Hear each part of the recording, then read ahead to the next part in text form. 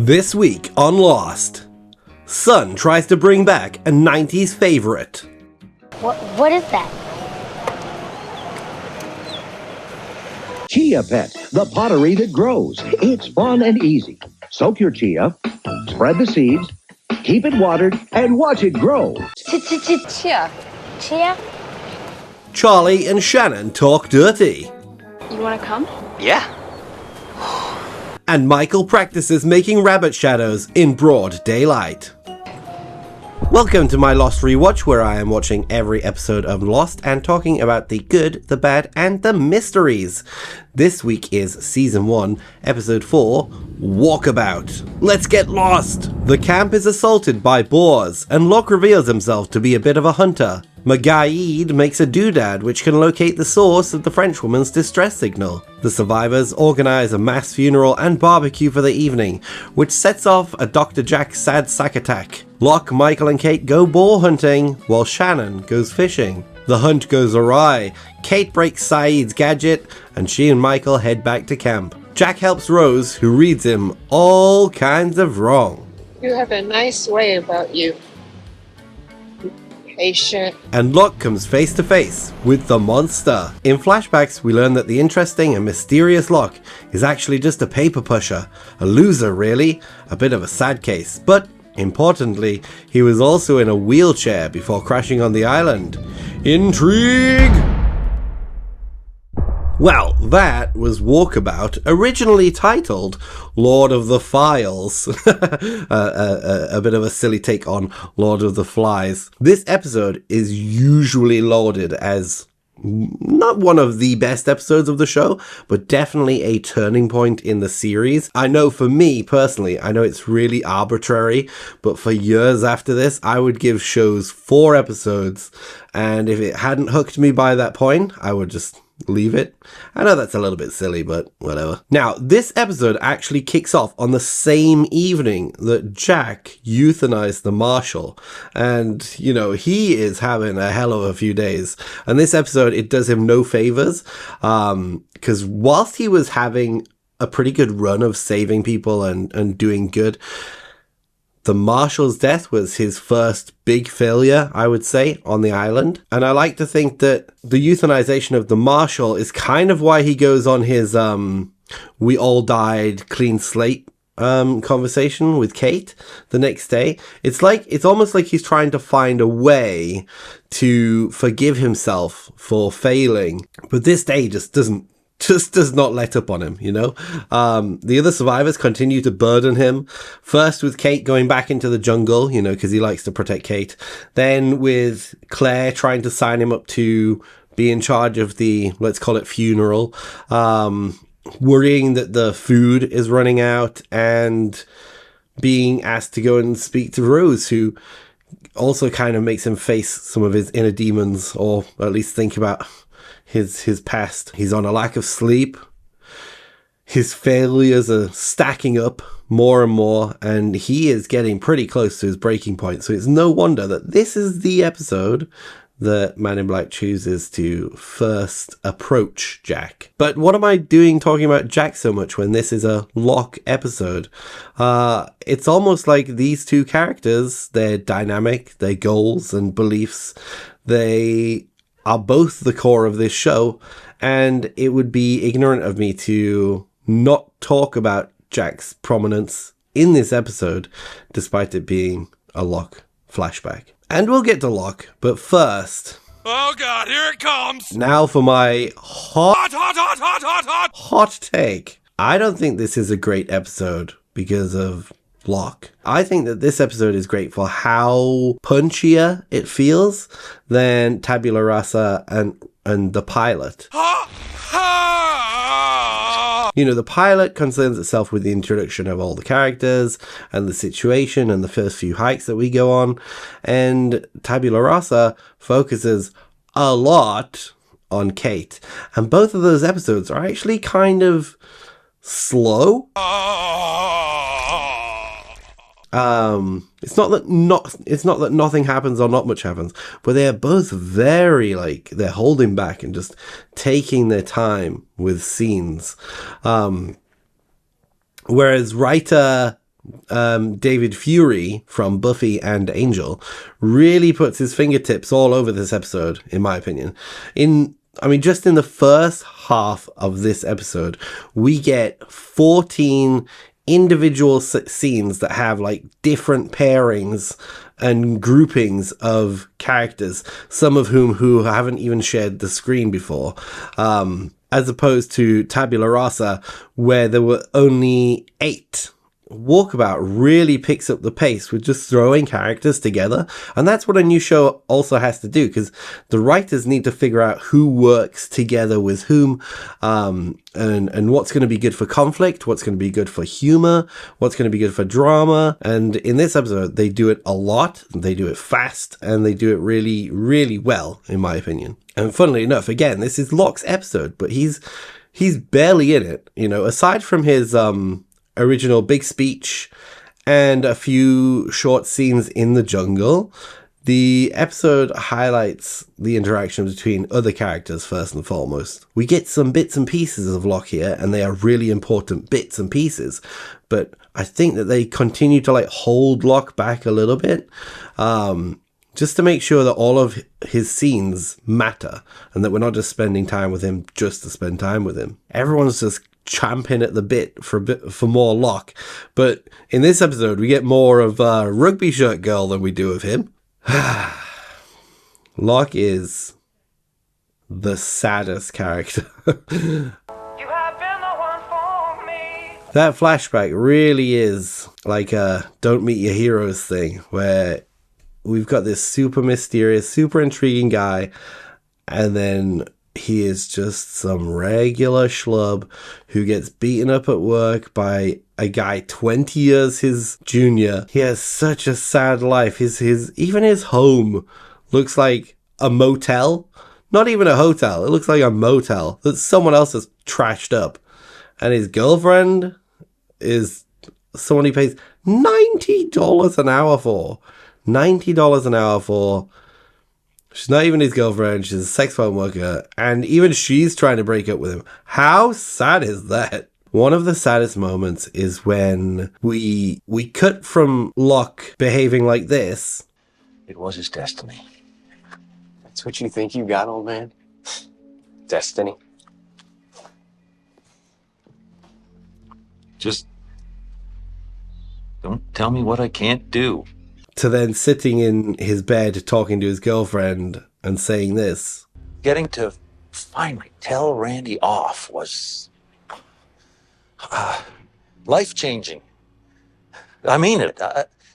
Now I'm free to do all those things I ever wanted to do. Like, we've all been there. I think we've all tried to change history of an argument that we had or a conflict that we had, where we've tried to sound more assertive or more correct or more brave, let's say.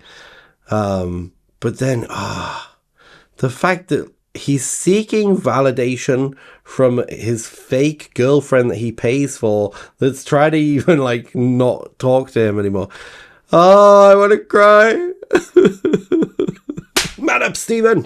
Man up. Well, let's talk about two of the biggest scenes in the episode then.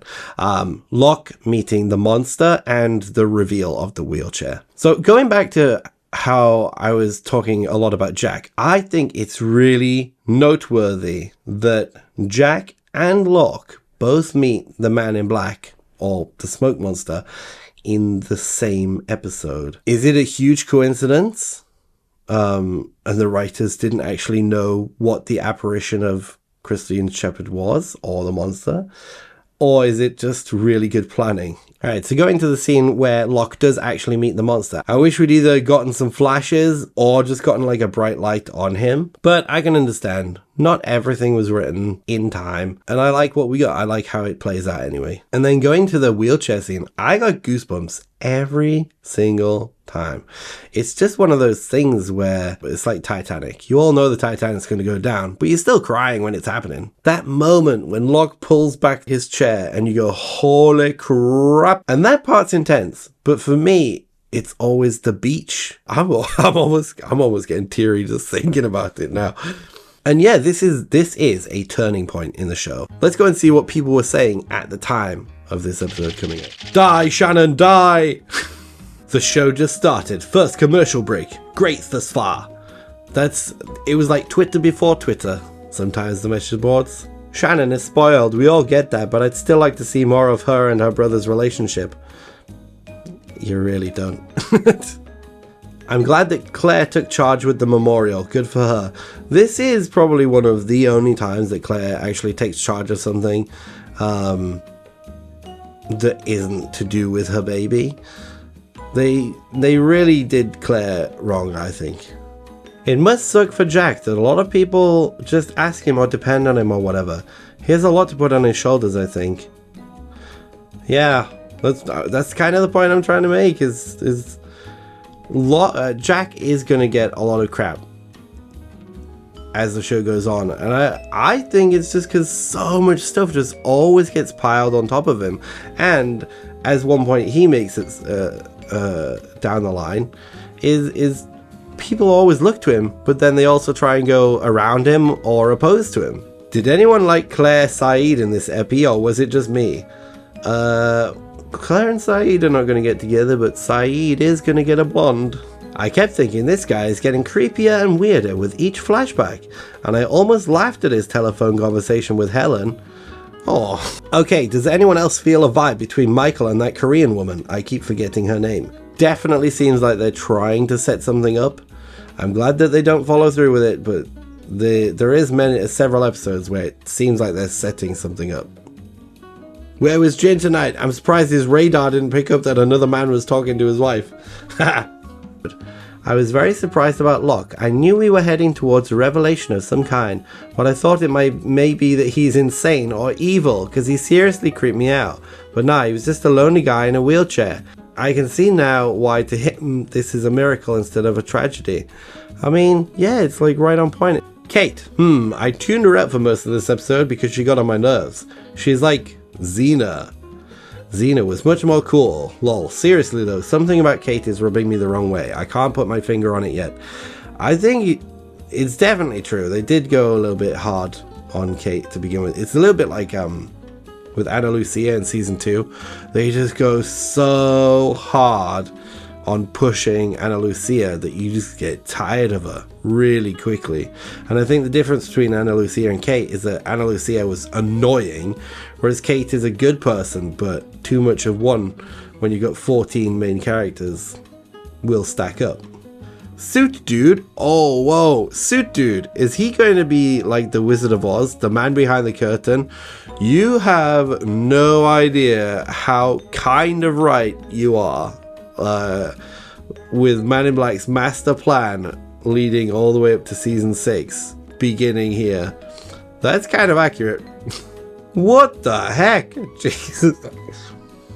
Locke's gone from a pedophile vibe to Rambo in 3 episodes. Jesus Christ. Holy shit, that blonde chick's a bitch. You can you really get a different vibe on these 2 different forums.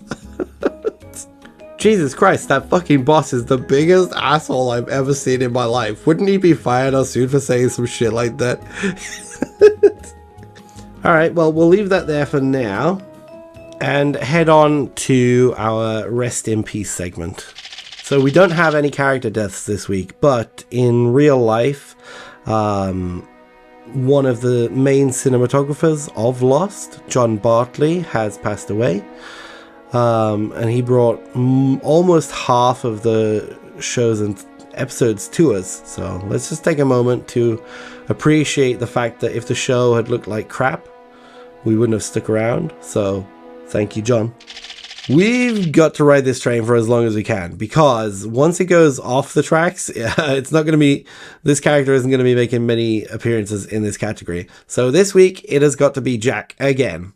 He's hanging on by a thread, but he is still currently loved by all, and held up high like the leader we all want him to be.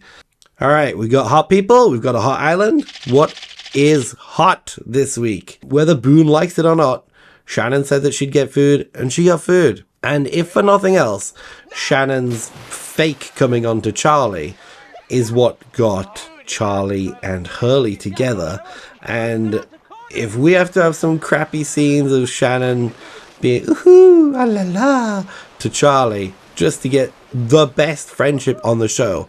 I'll take that. So there were a few lies in this episode, mostly from Locke, but I think we're gonna give this one probably to Charlie, pretending he can catch a fish just so he can have a shot at Shannon.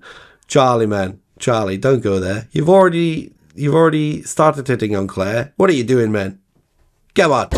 Future Stephen here. Sorry, I forgot to record one of the most important parts, the mysteries, the questions that we got in this episode.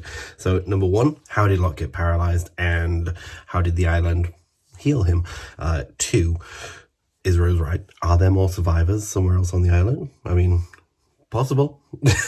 And 3, why did the monster not kill Locke? Or do something? What happened there?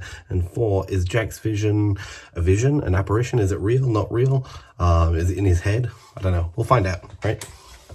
Well, that was Walkabout. Thank you for joining me. I hope to see you next week for White Rabbit. Check out the poll coming up and leave your answer in the comments. Until next time, I'll see you in another episode, brother!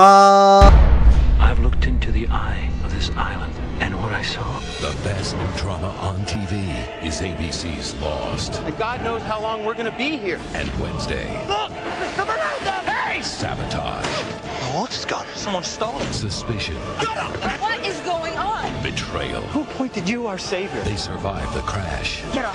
But can they survive each other? We're all in a lot of trouble. And all new Lost.